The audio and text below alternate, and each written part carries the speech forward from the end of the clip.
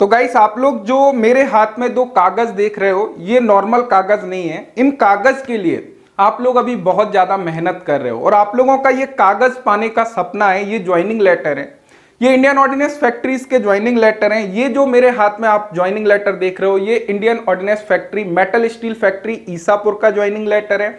और ये जो आप देख रहे हो, ये व्हीकल फैक्ट्री जबलपुर का ज्वाइनिंग लेटर है। ये आज का ज्वाइनिंग लेटर नहीं है, मैं ऑलरेडी सेटल्ड ज्वाइन कर चुका हूं। आज मैं YouTube पर काम करते करते 2017 से मैं YouTube पर काम कर रहा हूं, आप लोगों को स्टडी करा रहा हूं, वीडियोस बनाता हूं, इन्फॉर्मेशन देता हूं। काफ़ी सारे लोग जुड़े हैं। चैनल जीरो से स्टार्टिंग हुआ था, मेरा एक चैनल डिलीट हुआ, बट मैंने आज तक अपने बारे में कभी भी कोई वीडियोस नहीं बनाया, ना ही मैंने किसी लेक्चर के दौरान अपने बारे में कुछ ज़्यादा इन्फॉर्मेशन आप लोगों की दी। हालांकि कुछ स्टूडेंट्स को ऑलरेडी पता है कि सर कहाँ पर हैं, क्या चीज़ें हैं। वो बहुत ज़्यादा जब आप लोग लाइव सेशन में करता हूँ, संडे लाइव Q&A, वहाँ पर जब आप लोग पूछते हो तो मैं वहाँ पे आई थिंक कभी बोला होगा। बाकी मैंने कभी ऐसे पर्सनल कोई वीडियो नहीं बनाई। बट मैं आज कैमरे के सामने आके ये चीज़ क्यों बता रहा हूँ, बिकॉज जब मैं शाम में बैठा था तो मेरे पास एक स्टूडेंट्स का कॉल आता है और कॉल के दौरान उसने NFC में अप्लाई किया था। NFC में उसका काफ़ी अच्छा रैंक था, काफ़ी अच्छा स्कोर था, बट ट्रेड टेस्ट के दौरान कुछ मिस्टेक हुआ। बट ट्रेड टेस्ट में जनरली आप लोगों ने देखा होगा डिस्क्वालीफाई नहीं होते हैं, लेकिन जब फाइनल रिजल्ट उसका आता है तो फाइनल रिजल्ट में उसका नाम नहीं होता और वो बहुत ज़्यादा हताश था। काफ़ी सारी बातें एक्चुअल में उसने मुझे बोली और वो क्विट करने वाला है कि सर मैं अब स्टडी नहीं करूँगा, मैं अब बाकी जो भी मेरे घर परिवार में जो भी काम है मैं उसको आगे बढ़ाऊँगा, मैं स्टडी नहीं करूँगा। बट मैंने उसको काफ़ी कन्विंस किया कि भाई देखो, अभी आप जिस पॉइंट पर हो, एक्चुअल में आप एक फाइनल मेरिट में केवल नहीं आए हो, ट्रेड टेस्ट में जो है बाहर हो गए हो, लेकिन आप इस पॉइंट पर हो कि अभी बहुत सारे स्टूडेंट्स उस पॉइंट पर पहुंचने के लिए अभी बहुत मेहनत करना है। तो ऐसे काफ़ी सारे स्टूडेंट्स हैं। तो आज के इस वीडियो में मैं ज़्यादा कुछ तो शेयर नहीं करूंगा, लेकिन हाँ, अपनी कुछ जर्नी शेयर करूंगा जिसके माध्यम से हो सकता है आप लोगों को कुछ सीखने को मिले और कुछ चीज़ें आप लोग सही डायरेक्शन में चल पाओ और आई थिंक वो आप लोगों के लिए कुछ काम आ जाए। तो सबसे पहली बात, मैंने ITI किया हुआ है। मेरा ITI है 2012 से 2014 के बीच में मैंने ITI किया था। मेरा ट्रेड था टर्नर।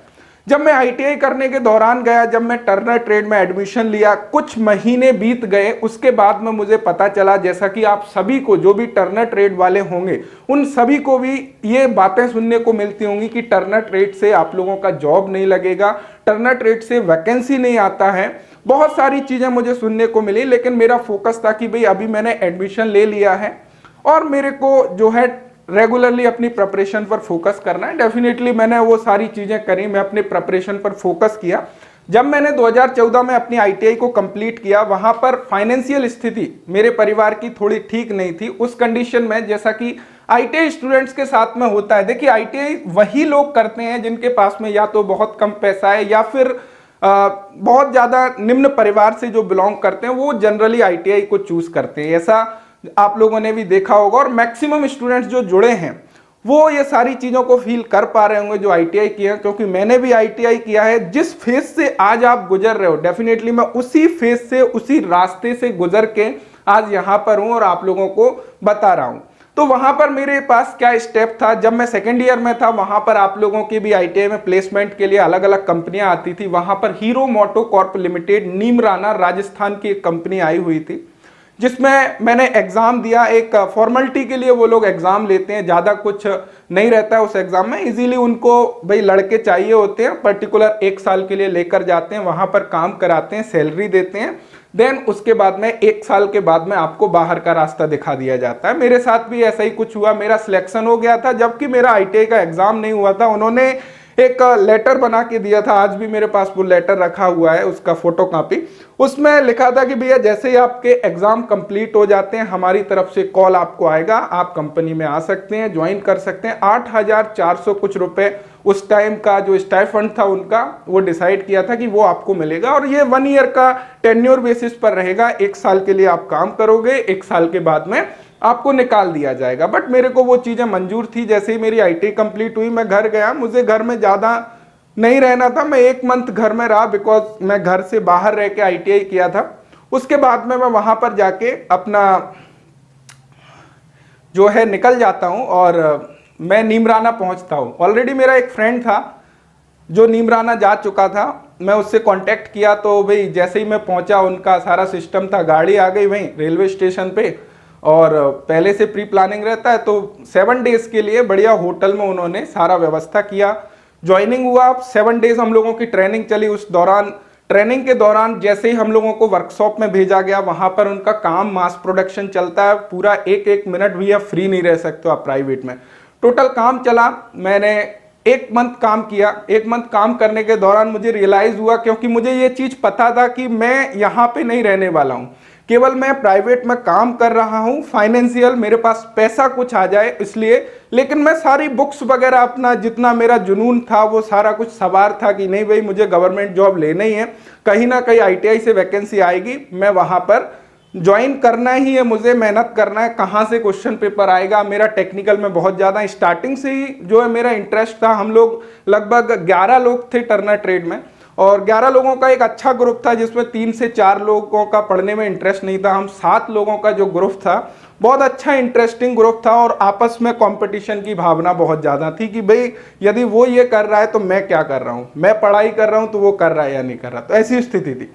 तो उस कंडीशन में मैं आ जाता हूँ भाई अपना नीमराना राजस्थान। वहाँ पे मैं अब 4 लोग रहते थे, एक रूम था हमारा, 4 मतलब 3 लोगों के साथ में जो मेरे गांव का जो लड़का था वो रहता था, मैं उनके साथ में जाके शिफ्ट हो जाता हूँ।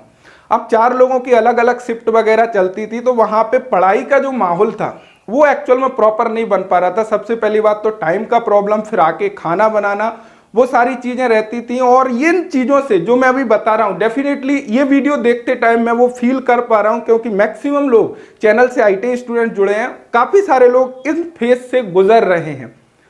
जो मैं डायरेक्टली बात बोल रहा हूं, अपनी जो मैं जर्नी बता रहा हूं, उस जर्नी पर अभी आप लोग हो। उस कंडीशन में क्या हुआ, जब मैं अपने दोस्त से ये चीज बोला कि भैया देखो ऐसे तो पढ़ाई अपनी होने वाली है नहीं है, देवेंद्र नाम था उसका, मैंने बोला देवेंद्र अपन को अलग रूम ले लेना चाहिए, थोड़ा सा खर्चा ज्यादा होगा लेकिन अपन पढ़ाई को टाइम दे पाएंगे। तो उसने फाइनली 1 मंथ और जो है गुजारा, देन उसने वो चीज को समझा, और उसके दौरान पढ़ाई बिल्कुल नहीं हो पाई। क्योंकि रीजन क्या है, 8 घंटे जॉब को देना, देन फिर बहुत सारी चीजें जो है काम करके आने के बाद बिल्कुल पढ़ाई का मन नहीं, फिर खाना बनाया, खाना खाया, सो जाते थे, पढ़ाई कर ही नहीं पाते थे। उसके बाद जैसे ही मैंने रूम जो है अलग शिफ्ट करवाया, देन हमने कुछ पढ़ाई स्टार्ट करी।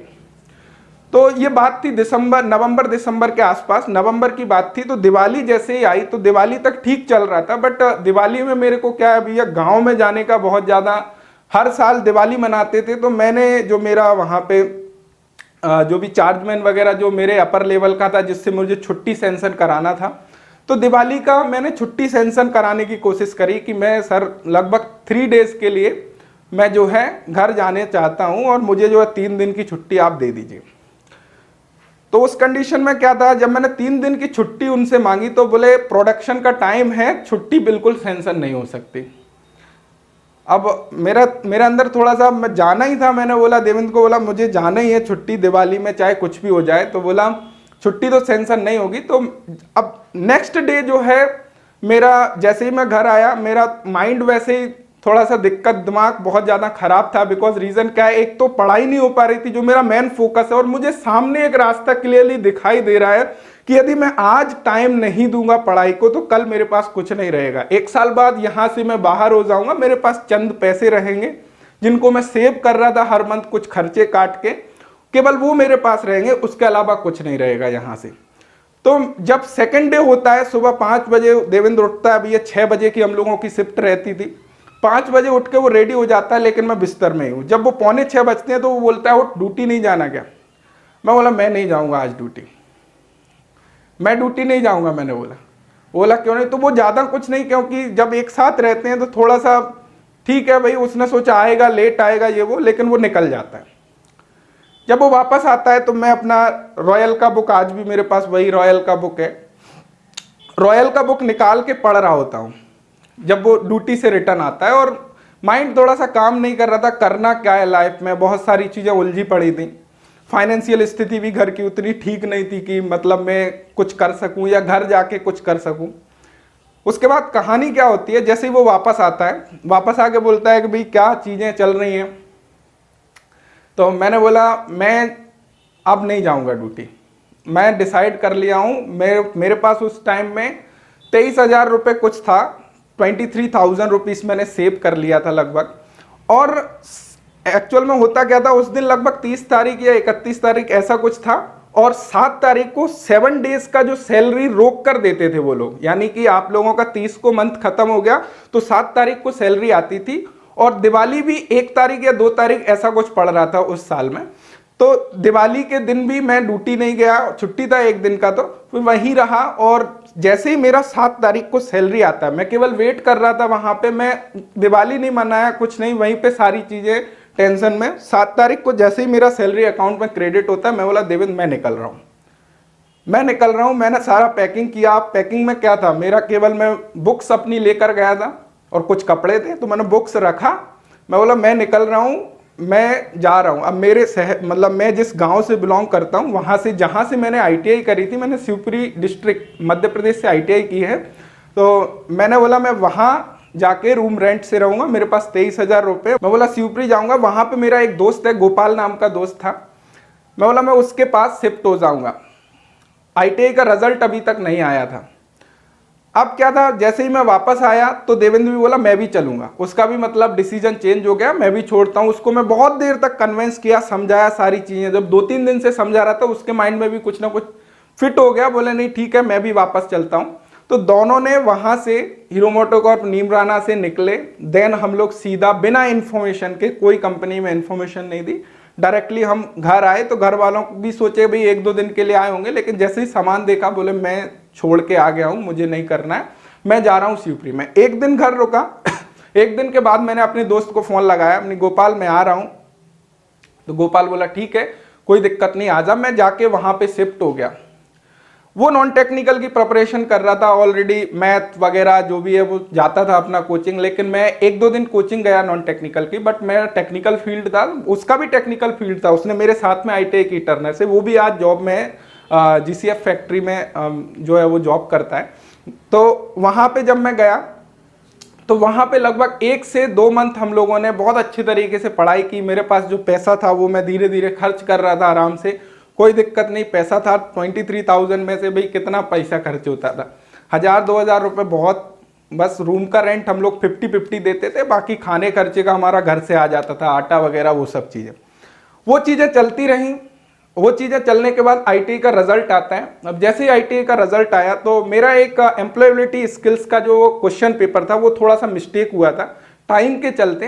तो मुझे केवल वो डर था कि कहीं मैं जिस चीज़ के लिए काम कर रहा हूँ वहाँ पे कुछ गड़बड़ ना हो जाए, कहीं ऐसा ना हो कि भैया मैं उसमें फेल हो जाऊँ। जब मैं देखा रिजल्ट आया तो डेफिनेटली भैया पूरा ट्रेड में टॉप किया, ITI टॉप किया, चलो ठीक है। अब जब हम लोग ITI करते थे, एक शिवपुरी में ऐसा माहौल है, ITI करने के दौरान BHEL का बहुत बड़ा भूत रहता है कि भैया हम लोगों को जो अप्रेंटिसशिप करना है वह BHEL भोपाल से करना है। और जैसे ही रिजल्ट आता था ITI का, BHEL की वैकेंसी आ जाती थी और मेरिट बेस पर सिलेक्शन होता था कि जिसका जितना ITI में अच्छा मार्क्स है उसका सिलेक्शन हो जाएगा। मेरे साथ अब मैं श्योर हो गया क्योंकि भैया टॉप था, मेरा सिलेक्शन इजीली हो जाएगा, मुझे पता था। अब मैं वहां से निकला, मैं घर आ गया। घर आकर मेरे पास ज़्यादा टाइम था नहीं क्योंकि मार्च तक वो लोग ज्वाइनिंग वगैरह करा लेते, मार्च अप्रैल में।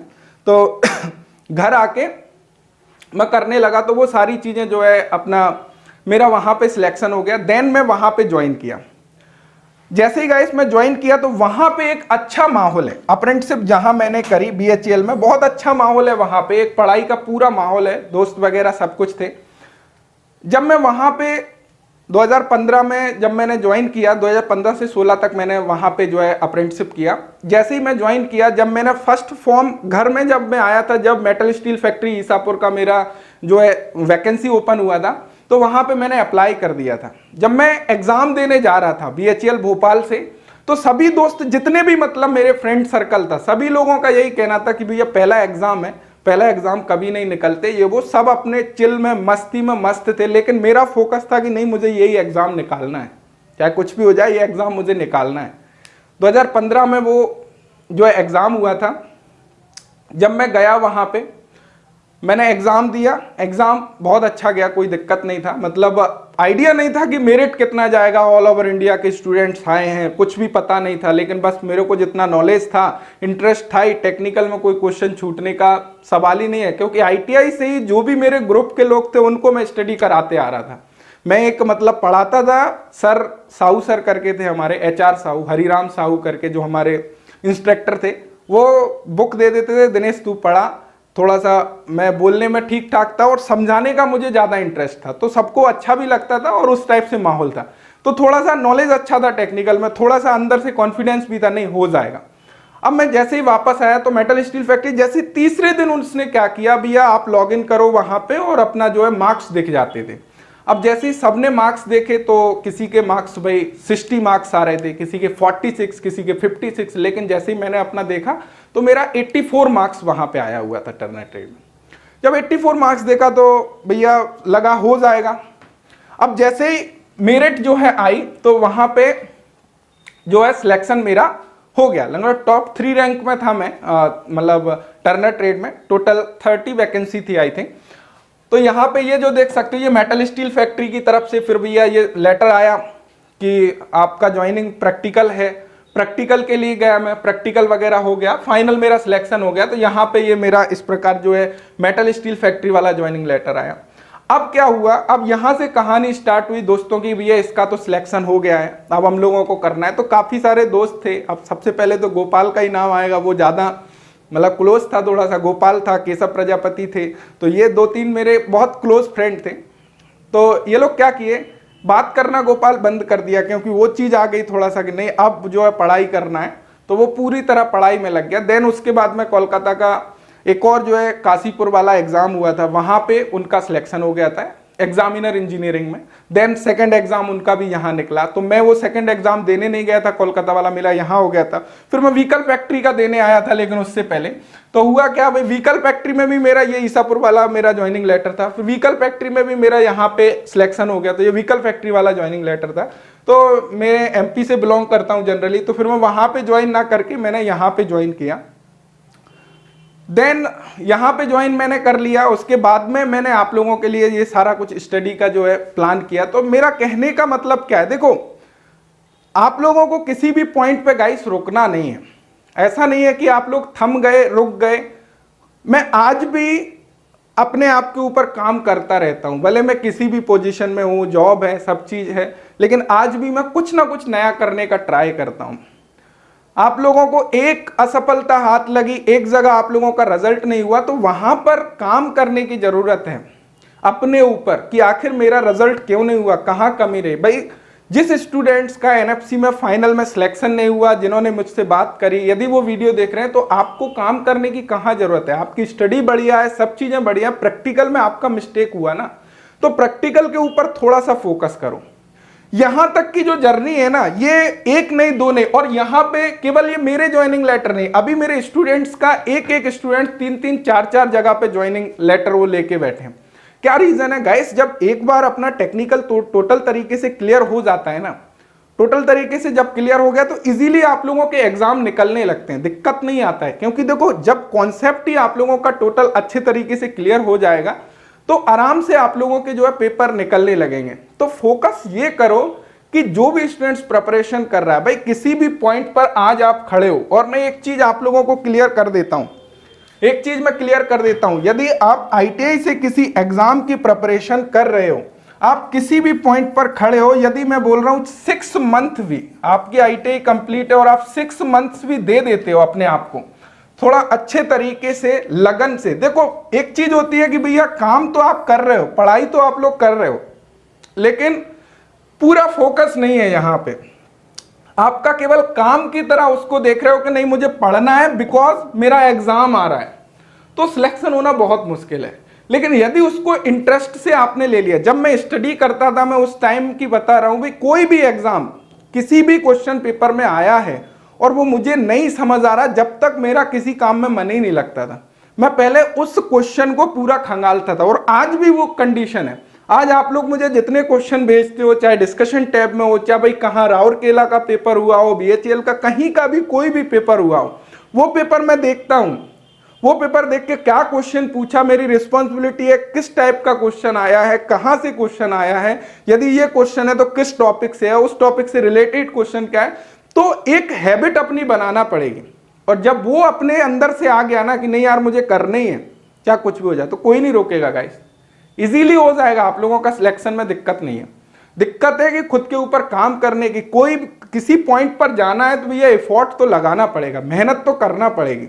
और वो मेहनत ऐसे नहीं होगी जब तक आपके अंदर से वो चीजें नहीं आएंगी कि नहीं यार मुझे मेहनत करना है, जब तक काम नहीं बनने वाला है।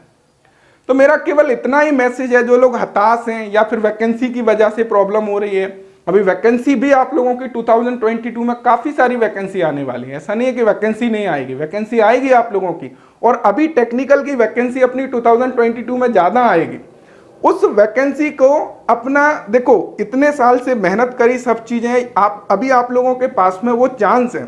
थोड़ा सा उस चीज को, जब आपने इतने साल उसमें लगा दिए, भैया आईटीआई करी, आईटीआई के बाद में प्रिपरेशन कर रहे हो 1 साल से, तो 1 साल और दो, और थोड़ा सा इस बार क्या है, सही डायरेक्शन में सही फोकस के साथ तैयारी करो। इजीली जो लोग देखो, जो जिनको करना होता है ना, वो कर ही लेते हैं। आज भी सिलेक्शन हो रहे हैं, वैकेंसी आ रही है, जितनी वैकेंसी, अब बोलते हैं सर बहुत कम वैकेंसी आती है, टर्नर की नहीं आती, मशीनिस्ट की नहीं आती, ये नहीं आती। यहाँ पे व्हीकल फैक्ट्री जबलपुर का जो ज्वाइनिंग लेटर है, जहां पर मैं काम कर रहा हूं, वहां पर कितनी वैकेंसी थी, यदि हम लोग देखें, वहां पर जो वैकेंसी थी गाइस, वो हमारी कितनी वैकेंसी थी, टोटल 16 पोस्ट थी। आप अभी भी रिक्रूटमेंट उठाकर देखोगे, टोटल 16 पोस्ट थी। 16 पोस्ट में जो है मेरा 3rd रैंक या 2nd रैंक वहां पे आया हुआ था। तो वो चीजें थोड़ा समझना होता है। बस काम करो, आप थोड़ा सा मेहनत करो, और जो सिलेबस है उसको क्लियर करो ना। आपका काम क्या है भैया, आपको एक पर्टिकुलर डिपार्टमेंट ने ये सिलेबस दे दिया है कि बस हम लोग यहां से पूछने वाले हैं, तो आपकी पहली रिस्पॉन्सिबिलिटी तो ये है कि सबसे पहले सिलेबस को समझो। सिलेबस समझ में आ रहा है, अब यहाँ पे मेरा ये क्लियर है, ये क्लियर है, यहाँ मुझे मजा आता है पढ़ाई में, यहाँ आता है, यहाँ मेरी वीकनेस है, तो इस चीज पे फोकस करो ना। इनके ऊपर साथ साथ में काम करते रहो। जब यहाँ भी राइट का टिक लग जाएगा तो इजीली आप लोगों का सिलेक्शन हो जाएगा, कोई नहीं रोकेगा। समझ रहे हो? तो मेरा भी ये इस वीडियो बनाने का पर्पस केवल यही है कि जो भी लोग हताश हो गए हैं, क्विट करने वाले हैं, वो क्विट करने की जरूरत नहीं है। एक अपने आप को चांस दो और एक सही डायरेक्शन में फोकस करके देखो, इजीली आप लोगों का सिलेक्शन हो जाएगा। आप बहुत कम दूरी पर हैं यदि आप लोग इतने टाइम से मेहनत कर रहे हैं। अभी जो फ्रेशर हैं वो अभी निकले हैं, उनको एग्जाम का आइडिया भी नहीं है कि एग्जाम आप लोगों का कैसा आना है, क्या चीजें हैं क्या नहीं। आप वो सारी चीजें एक बार कर चुके हैं, आपका एक्सपीरियंस कहीं ना कहीं काम आने वाला है। सो आशा करता हूं ये वीडियो से आप लोगों को कुछ इन्फॉर्मेशन मिली होगी। So thank you so much video देखने के लिए। Thanks for watching and bye bye.